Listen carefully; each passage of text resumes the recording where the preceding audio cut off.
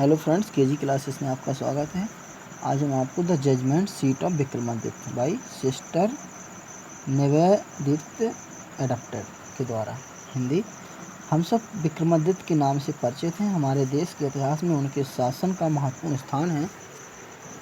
उनके नाम से ही विक्रम संवत चलता है।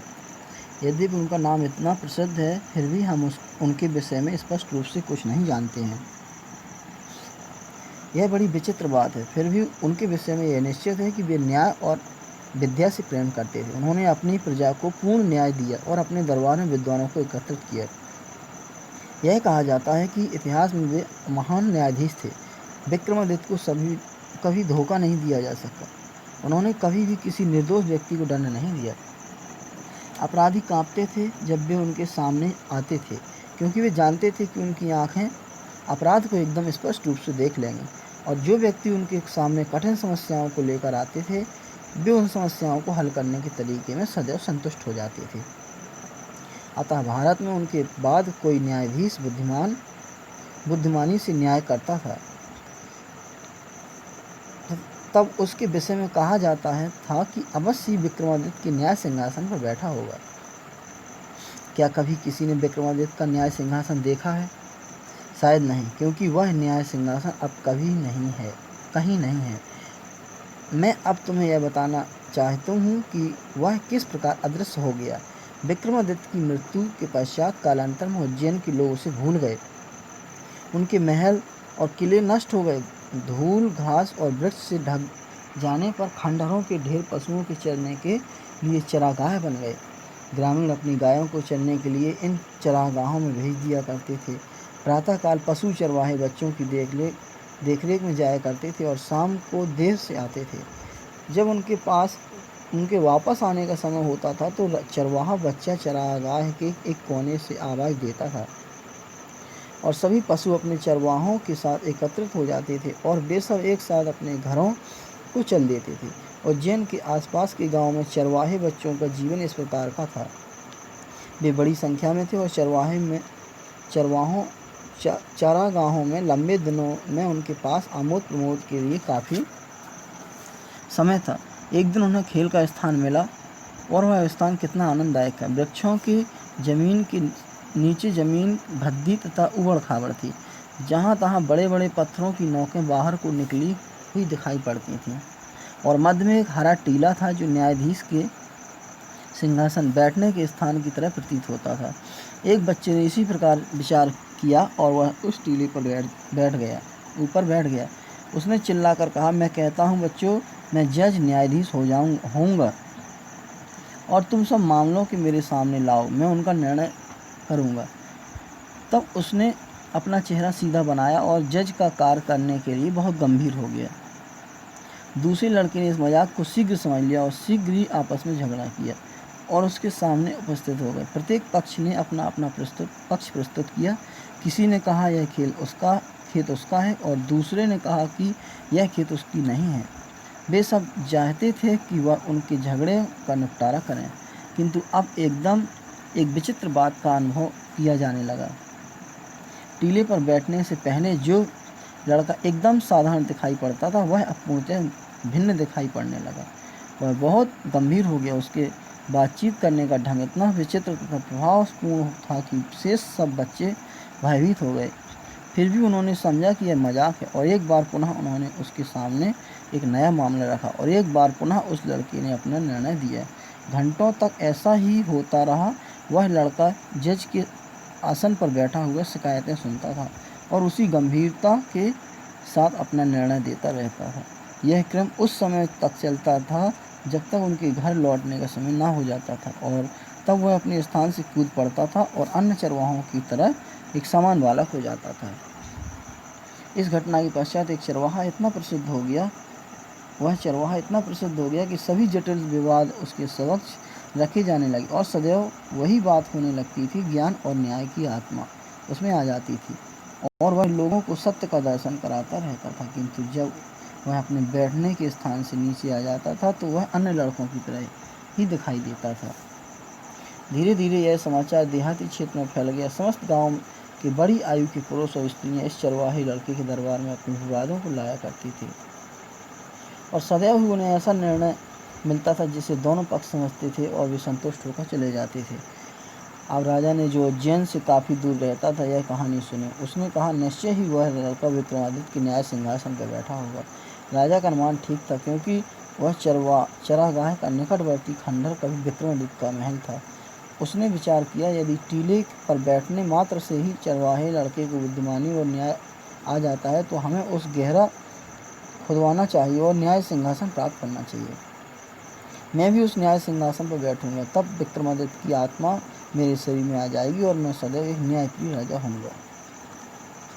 अतः फावड़ों और कुदालों से वह घास का टीला जहाँ पर बच्चे खेला करते थे पलट दिया गया। वह लड़का जो अपने आप ही न्यायाधीश बन गया था दुखी हुआ। उसने ऐसा अनुभव किया कि उसकी कोई अत्यंत प्रिय वस्तु उससे छीनी जा रही है। अंत में मजदूरों को कोई वस्तु मिली। उन्होंने उस पर से मिट्टी हटाई तो उन्हें काले संगमरमर की पट्टियाँ मिली जो पत्थर के बने हुए 25 देवदूतों के हाथों और सिरों पर सधी हुई थी। निश्चित ही वह एक विक्रमादित्य का न्याय सिंहासन था। अन्यत्र प्रसन्नता के साथ इसे नगर में लाया गया और न्यायालय के विशाल भवन में इसे रखा गया। राजा ने अपनी प्रजा को आज्ञा दी कि वे 3 दिन तक ईश्वर की प्रार्थना करें और उपवास रखें और उनसे घोषणा कि चौथे दिन वह जनता के सामने सिंहासन पर बैठेगा। अंत में वह शुभ प्रातःकाल आया और राजा को सिंहासन पर बैठने के लिए लोगों की भीड़ एकत्रित हो गई। लंबे हाल में चलकर राज्य के न्यायाधीश और पुजारी आए। उनके पीछे पीछे राजा था। ज्यों ही वे न्याय सिंहासन के पास पहुंचे तो वे दो पंक्तियों में विभाजित हो गए। राजा उनके बीच में होकर गया। उसने आदर के साथ अपना सिर झुकाया और सीधा संगमरमर की पटिया के पास गया। जब राजा न्याय सिंहासन पर बैठने ही वाला था, देवदूतों में से एक ने कहना आरंभ किया, रुक जाओ। उसने कहा, क्या तुम समझते हो कि तुम विक्रमादित्य के न्याय सिंहासन पर बैठने के योग्य हो? क्या तुमने कभी उन राज्यों पर राज करने की इच्छा नहीं की जो तुम्हारे नहीं थे? थोड़ी देर तक राजा कोई उत्तर न दे सका। वह जानता था कि उसका जीवन न्यायपूर्ण नहीं है। काफ़ी देर तक चुपचाप रहने के पश्चात उसने कहा, नहीं, मैं सिंहासन पर बैठने के योग्य नहीं हूँ। तब उस देवदूत ने कहा, अभी जाओ और 3 दिन तक ईश्वर की प्रार्थना करो ताकि तुम अपने आप को शुद्ध कर सको और सिंहासन पर बैठने के योग्य हो सको। इन शब्दों के साथ उसने अपने पंख फैलाए और वह उड़ गया। विक्रमादित्य ने न्याय सिंहासन पर बैठने के लिए एक बार पुनः राजा से ईश्वर की प्रार्थना की और उपवास करके वह स्वयं को तैयार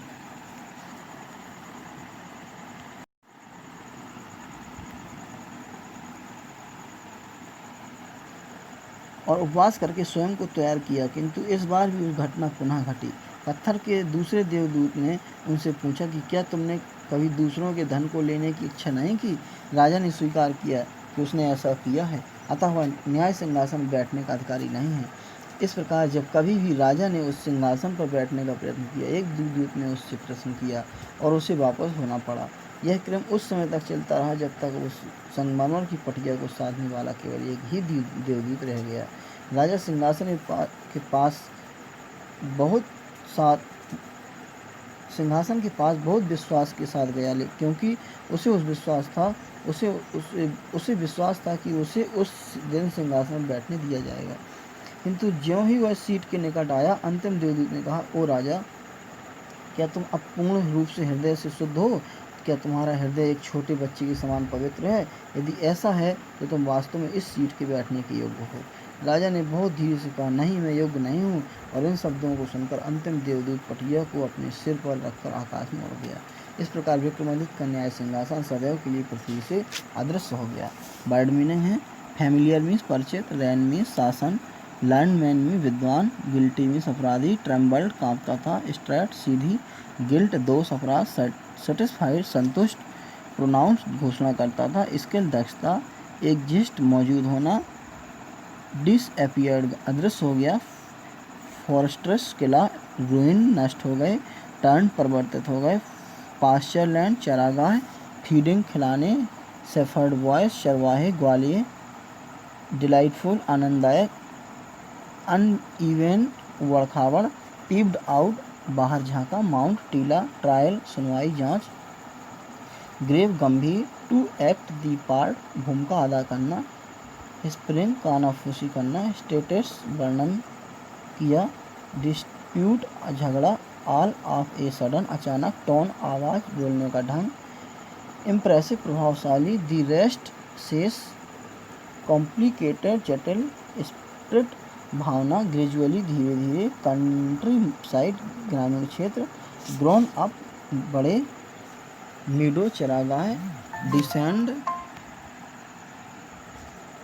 उतारना, स्पेंड्स फावड़े, सावेल्स कुदालें, ग्रासिक घासदार, नाल टीला, ओवरटर्न उलट दिया, अनकवर्ड निकाला गया, स्लैब पत्थर की पटिया अर्थात सिंहासन, मार्बल संगमरमर, सपोर्टेड साधे हुए, रिजवाइस प्रसन्न होना, टू ऑब्जर्व रखना, फास्टिंग उपवास, एसेंड चढ़ना, पब्लिकली जनसाधारण के सम्मुख, थ्रोन सिंहासन, असेंबल्ड एकत्रित हुए, प्रीस्ट पुजारी, पार्टेड इनटू टू रोज दो पंक्तियों में विभाजित हो गए, बोर्ड झुकाया, रेवरेंस सम्मान, वर्दी योग्य, प्यूरिफाई पवित्र करना, प्रिपेयर्ड तैयार किया, टू पासेस रखना, रिचेस धन, एडमिटेड स्वीकार किया, कॉन्फिडेंस विश्वास, इंडीड वास्तव में, फॉरएवर सदैव। थैंक्स।